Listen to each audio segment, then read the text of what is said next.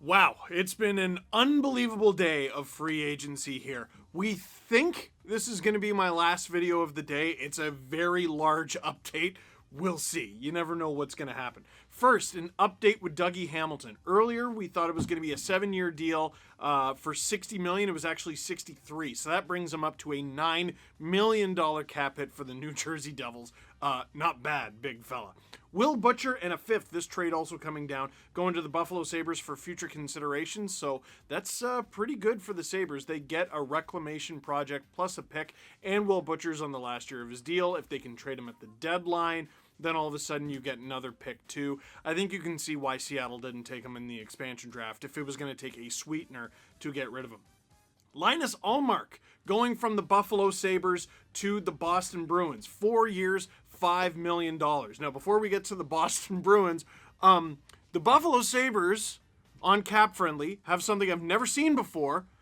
No goalies. They literally do not have a goalie section. They have two guys in their non-roster, and that's Jukka-Pekka Luukkonen and also Dustin Tokarski. But as of right now, they don't appear to have a goalie. That can change, but oh dear, that's a problem. Linus Ullmark on the Buffalo Sabres last year had a .917 save percentage and a .963 record. This dude had a winning record and spectacular numbers on the Buffalo Sabres. No wonder he got so much money. He got $20 million in free agency, and that's a guy who Buffalo got nothing for at the deadline. Oh, that's gotta hurt. Speaking of nothing for at the deadline, Nick Foligno. It could not have worked out worse for the Leafs. They paid a first-round pick and 2/4 for some salary retention to get him, and it looked like he was working out with the Leafs, and then he gets injured pretty much as soon as the playoffs begin. But it's okay because they re-signed him. I'm joking. He's going to Boston. The debate at the deadline was, should you get Nick Foligno up front or Taylor Hall, and the Bruins have both. Now, at the time I'm shooting this, we don't know the dollar figure, but wow! He also matches the Bruins extremely well. He's already made a donation to the Boston Children's Hospital. He'll be a great fit in Boston because it seems like everyone Boston gets is a great fit in Boston. Good for Nick Foligno, good for the Bruins. Mike Hoffman going to the Montreal Canadiens. 3 years, $4.5 million per. Now, not the greatest defensively, but he's really good offensively. He's coming off a year that was substandard for him offensively in St. Louis, but the Montreal Canadiens obviously betting that he will be better than that. And also you got to remember Thomas Tatar coming off the books for them. Ryan Getzlaf, 1 year, $4.5 million per to stay in Anaheim. I would be stunned if no one gave up at least like a second-round pick for him at the trade deadline if he's producing well. He's exactly the sort of guy. He's big. He's a center. He's got tons of experience. Even though it was 14 years ago, he won a Stanley Cup. He's got that Stanley Cup experience. Someone's going to give up something for him at the deadline. That's a decent little deal for Anaheim, and that's an easy deal to retain on as well. Pius Suter getting a 2-year deal with the Detroit Red Wings.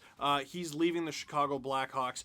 $3.25 million per year. He had a good season and is an emerging player in this league. Detroit doing a little bit of tidy business. I don't know if they're ready to come out of the basement just yet, but having their goalie in Nedeljkovic and little signings like this, it's all pointing in the right direction if they can add some youth, and the youth has an impact. Ryan Dzingel leaving the Ottawa Senators again, this time in free agency, going to the Arizona Coyotes, $1.1 million.